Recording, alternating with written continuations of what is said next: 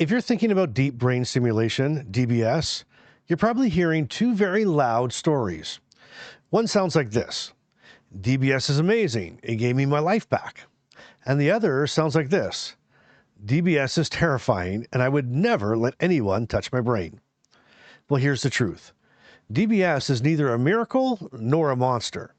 DBS is not a finish line, but it's a pivot point in your Parkinson's journey. And today I want to walk you through the real pros, the real cons, and the real life decisions around DBS, including my own story of being on a 3-year waiting list, coming off of it 3 different times, and why I'm still on it again today. And stick around, because near the end, I'm going to share the one DBS question I think matters more than eligibility, timelines, or surgery dates, and almost nobody ever talks about it. Welcome to Living with Parkinsons. The good, the bad, and the reality. Real talk, real life, real community with Bryce Perry. Let's begin. Well, welcome back to the broadcast. Hey, if DBS is anywhere on your radar, before you say yes or before you say no forever, watch and listen to this first. And by the way, I'm Bryce, and this is Doing Life Today, and this is the Living with Parkinsons podcast, the good, the bad, and the reality. And if you're new here, welcome. This channel is all about Parkinson's, real life, real talk, real community. No hype, no scare tactics, just honest conversations about living with what living with Parkinson's actually looks like. And if that's something that you've been looking for, consider subscribing. It helps us reach more people, and it reminds you that you don't ever have to do Parkinson's alone. Okay, so let's get into DBS. And before we talk about the pros and the cons, we need to be on the same page about one thing: what DBS actually is. Okay? So in plain English, deep brain stimulation is brain surgery. A neurosurgeon places very thin wires called leads into specific areas of your brain that control the movements. And those wires connect to a small device, kind of like a pacemaker, usually placed under the skin, in your chest, right about over here. And that device sends tiny electrical pulses into those brain areas to change how the signals fire. Okay, a few things you need to hear very clearly. DBS does not cure Parkinson's. DBS does not stop Parkinson's from progressing. What it can do in the right person is smooth out movement symptoms, like the tremors wearing off, dyskinesia, and those big unpredictable off periods. And after surgery, there's an adjustment phase. They turn it on, then they have to program it, then they have to tweak it. Then medications get adjusted. And over time, you and your care team, you'll look for that sweet spot. So when we talk about pros and cons, let's keep this grounded. DBS is a tool to manage symptoms. It is not a reset button. So now that we've got the basics out of the way, let me tell you where I am with DBS, because I think a lot of you will recognize this place, and because I get asked all the time, have you had DBS? So where I live, there's about a 3-year waiting list for DBS surgery. Okay. And I've come off that list 3 different times. In other words, they've called me and said, if you're ready, we're ready. Okay. So 3 times it got close to being my turn. And I said, no, not yet. And then later I put myself back on the list. Why? Well, because right now I'm still doing okay with medication, and I don't want to have DBS unless I truly need it.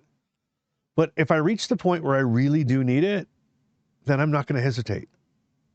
So if you're in that in-between space, not sure if it's time, not sure if you're ready, you're not overthinking it. You're being thoughtful. See, I'm living in the same tension with you. And if that sounds familiar, hit the like button. That helps us reach someone else who's quietly wrestling with the same decision. So who is DBS usually for, and who is it usually not for? That's a really important distinction here. Now, for clarity, I'm not your doctor, right? And this isn't medical advice. But here's how neurologists often think about DBS. DBS is usually considered for people who have had Parkinson's for several years.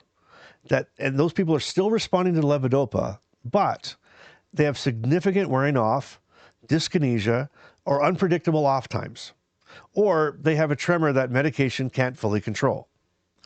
DBS is not usually recommended for people who have significant memory or thinking problems, or have uncontrolled depression, anxiety, or psychosis, or even people that have medical issues that make surgery risky. And timing matters.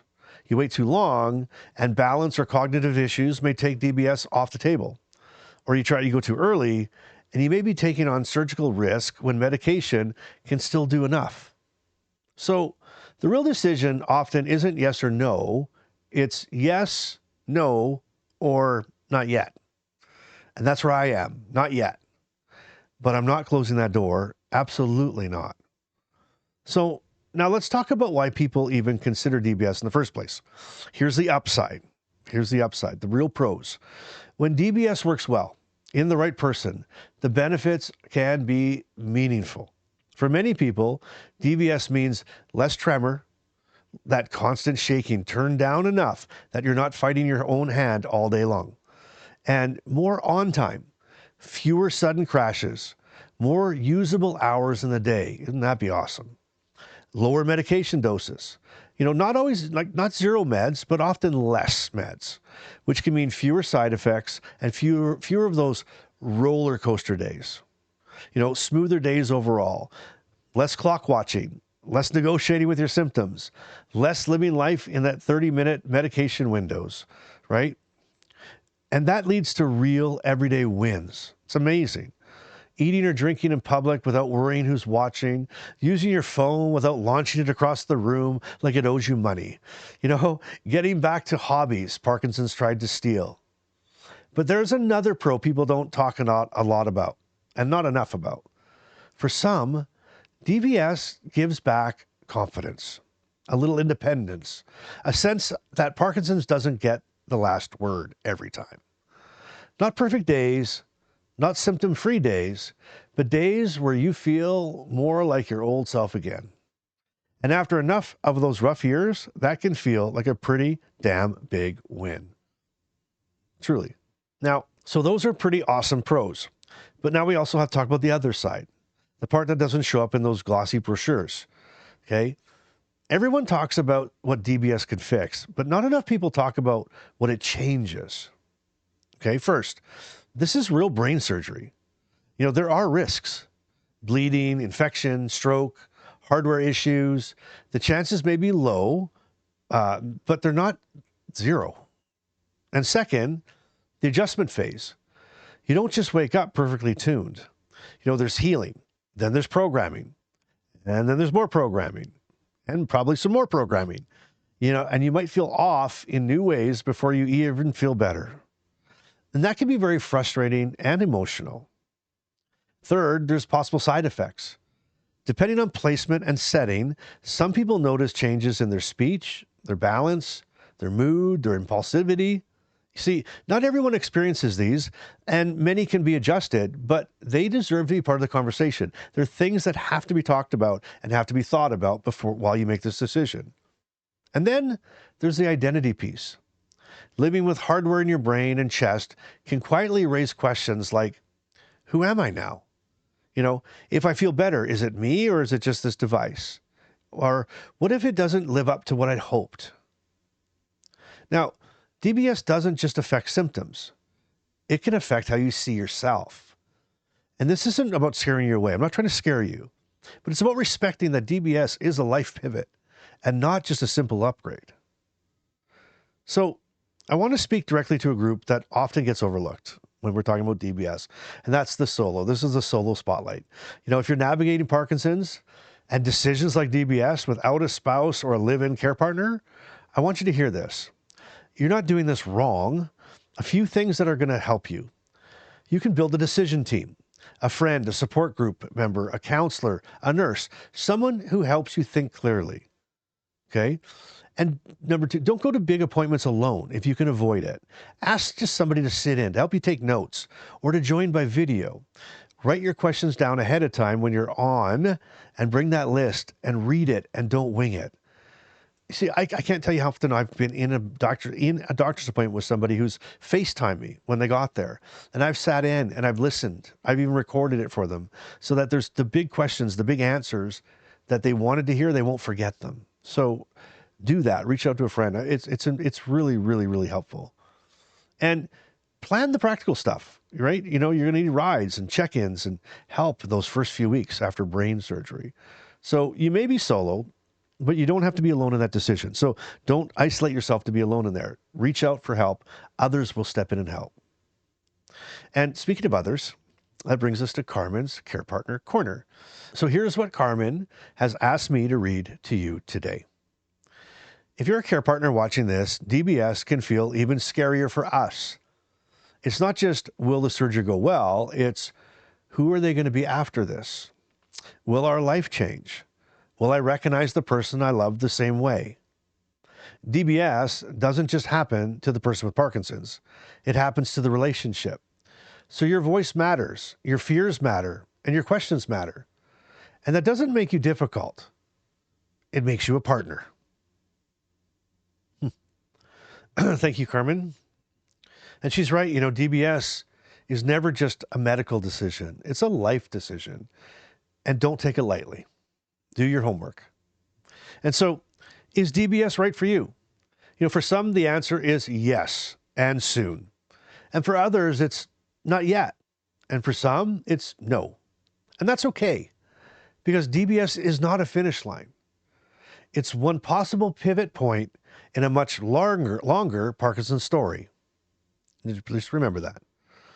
All right, you've made it this far. Here is your Bryce-ism for the episode. With Parkinson's, you don't have to make every decision today. You just have to make the next honest one. Because panic is a terrible neurologist.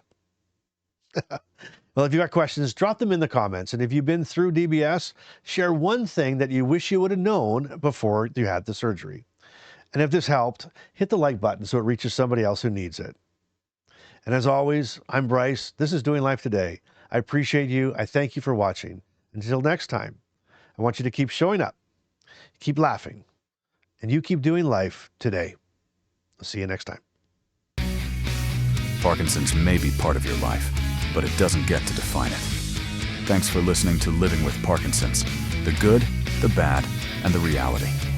If this episode moved you, helped you, or reminded you you're not alone, share it with someone who needs to hear it. Want to go deeper? The Inner Circle is waiting. Monthly Zoom calls, 24/7 community, and a direct line to Bryce. You'll find the link in the show notes. Until next time, keep showing up and keep doing life today.